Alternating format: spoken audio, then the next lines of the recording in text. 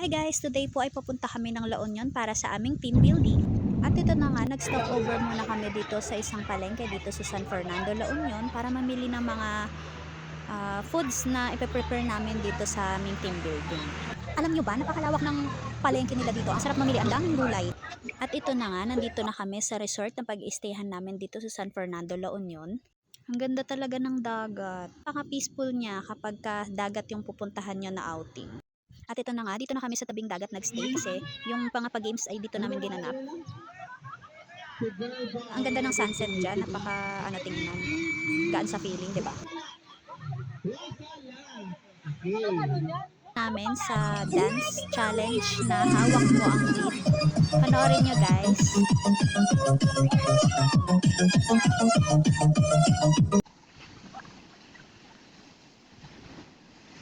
At ito na nga, swimming time na kami. Napakaganda ng alon. Diba? Ang saya-saya.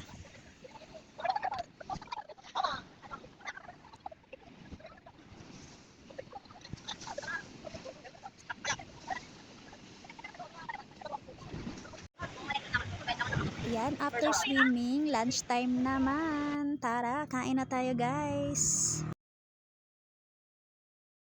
Thank you so much Emparlawin Realty for this wonderful experience here in La Union.